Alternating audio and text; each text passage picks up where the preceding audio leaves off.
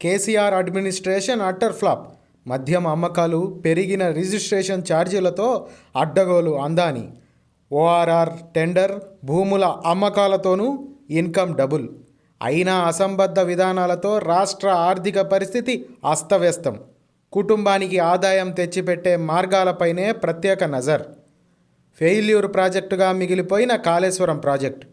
ఈ ఒక్క ప్రాజెక్టుకే సుమారు రూపాయలు 1,30,000 కోట్లు ఖర్చు. అక్కరకు రాని ధరణి, అవసరం లేని వారికి రైతు బంధు. కమిషన్లు, కాసులు, కాందాన్ ప్రయోజనాలే పరమావధిగా పాలన. అవస్థాపన సౌకర్యాల కల్పన, ప్రజోపకర పనులకు మాత్రం మొండి చేయి. ఒక ఇంటిని సాఫీగా నడిపించేందుకు ఆ ఇంటి గృహిణులు ఎన్నో జాగ్రత్తలు తీసుకుంటారు. ఒక నెలలో ఇంటికి సరిపడే సరుకులేంటి, వాటికయ్యే ఖర్చంతా అనే అంశాలపై వారికి ఓ స్పష్టమైన అవగాహన ఉంటుంది. ఉప్పు, పప్పు, కూరగాయలకు ఎంత మొత్తం ఖర్చు అవుతుంది, రెంటు, కరెంటు, నల్లా, ఇంటి బిల్లు, పోరగాల ఫీజులు, వచ్చిపోయే చుట్టపోళ్ళు, భర్త, సోపతిగాళ్లకు అయ్యే ఖర్చులపై మంచి పట్టు ఉంటుంది. అందుకే వారు వచ్చే ఆదాయానికి తగ్గట్లు ఒక ప్రణాళికాబద్ధమైన ఖర్చులను చేస్తూ వ్యయాలను సర్దుబాటు చేసుకుంటారు.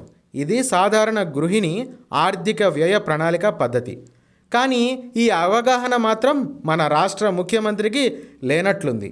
రాష్ట్ర ఆదాయ వ్యయాలతో సంబంధం లేకుండా ఇష్టం వచ్చిన రీతిలో బడ్జెట్ కేటాయింపులు చేయడం, అది చాలదన్నట్లు అప్పులు చేయడం ఆయన అసంబద్ధ పాలనకు దర్పణంగా మారింది.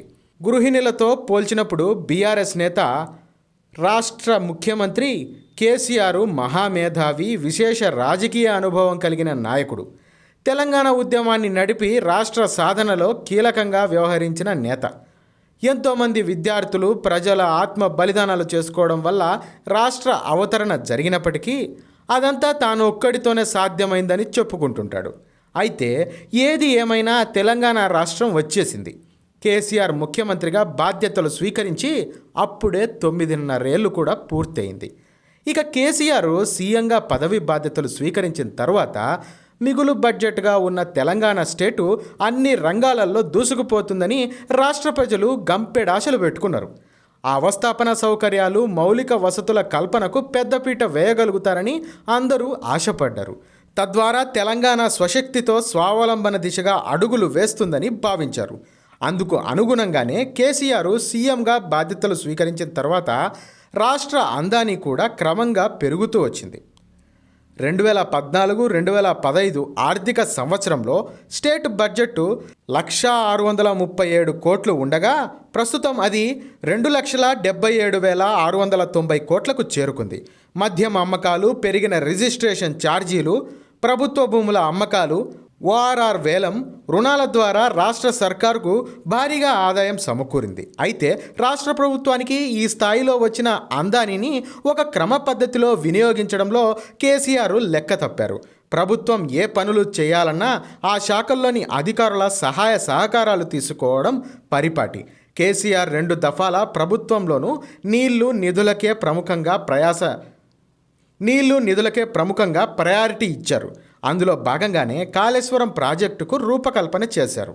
ఇందుకోసం దశల వారీగా ప్రభుత్వం ఇప్పటి వరకు సుమారు 1,30,000 కోట్ల వరకు ఖర్చు చేసింది. విడతల వారీగా టెండర్ బిడ్ల మొత్తాన్ని పెంచుతూ మరీ బ్యారేజీల నిర్మాణాన్ని చేపట్టింది. కాళేశ్వరం ప్రాజెక్టు విషయంలో వాస్తవాలను విస్మరిస్తున్నారని అనేక మంది నీటి రంగ నిపుణులు అప్పట్లో ఆయనపై విమర్శలు గుప్పించారు. కాగా వాటిని కేసీఆర్ పెద్దగా పట్టించుకోలేదు. అయితే ప్రస్తుతం గోదావరిపై నిర్మించిన బ్యారేజీలు ఒక్కొక్కటి కుంగిపోతుండడం గమనార్హం. మరోవైపు గతంలో వ్యవసాయ భూములు మ్యూటేషన్ ప్రక్రియ 1971 పట్టాదార్ పాస్ యాక్ట్ ప్రకారం కొనసాగేది. కానీ కేసీఆర్ దాన్ని ఓ దిక్కుమాలిన చట్టం అని చెప్పుకొచ్చారు. ఆ చట్టాన్ని రద్దు చేసి దాని స్థానంలో 3 ఏళ్ల క్రితం ధరణి పోర్టల్ను అందుబాటులోకి తీసుకొచ్చారు.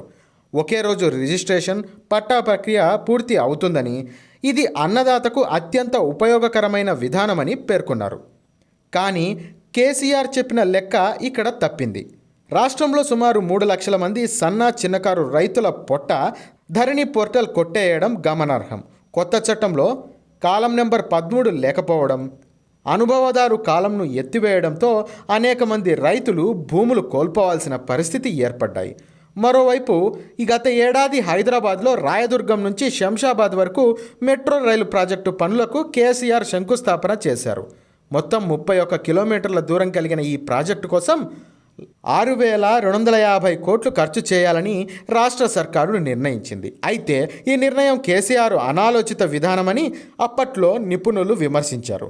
ట్రాఫిక్ ఎక్కువగా ఉన్న ఉప్పలు, ఎల్బీనగర్ వంటి ప్రాంతాలలో మెట్రో పనులను విస్తరించకుండా రాయదుర్గంను ఎంపిక చేయడాన్ని తప్పుబట్టారు. కేసీఆర్ సర్కారు అమలు చేస్తున్న రైతు బంధు స్కీమ్ కూడా ఒక తప్పుడు ఆలోచనేనని అభిప్రాయం ఉంది. రైతు బంధు మార్గదర్శకాలే తప్పులు తడకలుగా ఉన్నాయనే విమర్శలున్నాయి.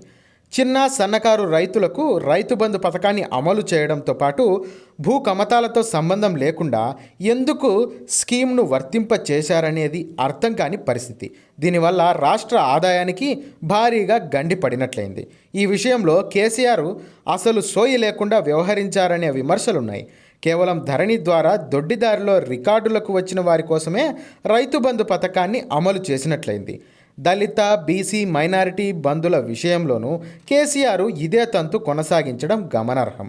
ఒక సాధారణ గృహిణి, ఎలాంటి చదువు సంధ్యలు లేని మహిళలు వారికి వచ్చే ఆదాయానికి తగ్గట్లుగానే కుటుంబ ఆదాయ వ్యయాలను సమన్వయం చేసుకోగలుగుతున్నప్పుడు మన 70,000 పుస్తకాలు చదివిన కేసీఆర్ ఎందుకు రాష్ట్రాన్ని అభివృద్ధి పదంలో తీసుకువెళ్లడంలో విఫలమయ్యాడనే విమర్శలున్నాయి. కేవలం కమిషన్లు, కాసులు, తన కాందాన్ కోసం, బాగు కోసం ఈ రకమైన తంతులు కొనసాగిస్తున్నాడనే వాదనలున్నాయి.